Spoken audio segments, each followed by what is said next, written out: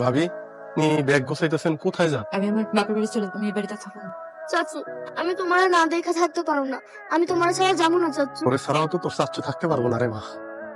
তুই আমার কলিজার টুকরা, এই আপনারা কেন চলে যাবেন? তোমার মাথার বোঝা কমাইতে। কিসের বোঝা? তুমি এখনো কোনো কাজকর্ম করো না, মধ্যে কইছো যে তোমার ভাইয়ের সব ঋণ তুমি শোধ করবা।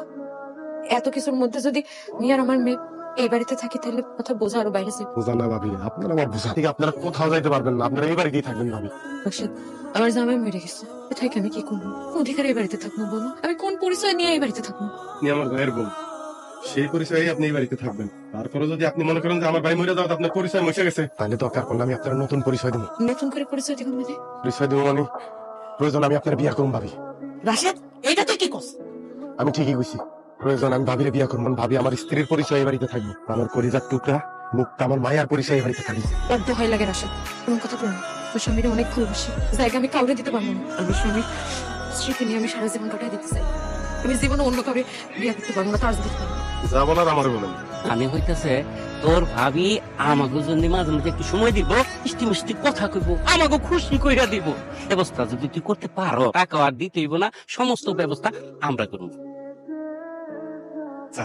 এটা কিন্তু একেবারে খারাপ দেন নাই। আপনারা দুইজন ভাইয়ের কাছ থেকে 1,00,000 টাকা পাইতেন, আমি আপনি করে 2,00,000 4,00,000 টাকা দিব।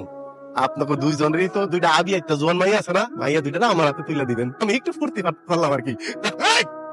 আমার ভাই মরে গেছে, সেই দিনই আমি অর্ধেক মরে গেছি, বাইসা আছি। মা বাঁচতি আর ওই বাবির দিকে তাকায়া যদি সেই দিকে চোখ দেস, কিন্তু আমার বাঁচার ইচ্ছাটা মইরা যাইব। আর যদি বাইচা থাকা স্বাদ মইরা যায়। কি ব্যাপার মা, তোমরা বাইরে বসে রয়েছো কেন? এত দেরি করছিস? আমার জন্য চকলেট নিয়ে আসছো? হ্যাঁ ভাবি, তোমার সাথে আর মায়ের সাথে আমার কিছু জরুরি কথা আছে। কি কথা কো? আমি বিয়ে করব। বিয়ে করবি মানে? মাথা মুথা ঠিক আছে? এদিন এখনো শোধ করতে পারছ না।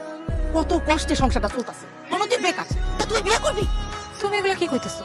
তোমার এতগুলো টাকা দিতে চাইবো কেন? দেখো তো, তুমি যে মায়ের বিয়ে করতেছো, সে মায়ের কোনো সমস্যা নেই তো? না ভাবি, তো মাইয়ার আগে 3টা বিয়ে হয়েছিল, জামাই মরে গেছে। 3টা জামাই মারা গেছে, তো পাশে গ্রামের 3 তালুকদারের মেয়ে আসার এটা বিয়ে করার কথা ভাবতেছো? ভাবি, আমি আশারই বিয়ার কথা কইতেছি। মানুষ আমার মরা বাইরে নানান ধরনের কথা কইতেছে, পাওনাদাররা কোন নজর আমার ভাবির দিকে তাকাইতেছে, নানান ধরনের ইঙ্গিত করতেছে। মা এই বাইচা থাকলে কি এটা সহ্য করতো না? কেমনে সহ্য করি? তোমার মুখে 2 বেলা ঠিক মতো ভাত তুইলা দিতে পারতাছি না আমি। আমার বাপ মরা বাস্তির চাহিদাগুলো আমি পূরণ করতে পারতাছি না। বাইচা থাকুন কয় না, মা এটারে বাইচা থাকুন কয় না। তুমি মনে হয় ভুলে গেছো, আমি আমার ভাইয়ের লাশের সামনে কথা দিছি যে 1 মাসের মধ্যে পাওনাদার সব টাকা আমি পরিশোধ করে দিই। আমি তো পারতাছি না, আমি পারতাছি না মা। ওই মায়ের বিয়া করতে যায় আমার মৃত্যু হয়, আমি সেই মৃত্যু হাসি মুখে বরণ করে নিব, কারণ ওই মাইয়ার বাপের টাকা দিয়ে আমার ঋণ পরিশোধ হইব। সে শোধ করতে পারলে আমার ভাবির দিকে আর কেউ কোন নজরে তাকাইতে পারবো না, ভাই কবরে শুয়ে আর কষ্ট পাইবো না মা। আমি কালকেই ওই বাড়িতে যাবো, সব কথাবার্তা ঠিক করবো, এরপরে আমার কপালে শ্বাস ঢালবে।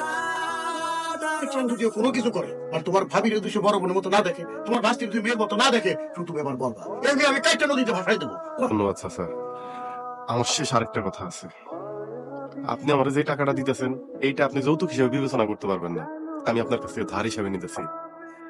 আল্লাহ যদি কোনোদিন আমার দিন ফিরায়, এই টাকাটা আমি আপনার ফেরত দেবো, দিন কিন্তু আপনি না করতে পারবেন না।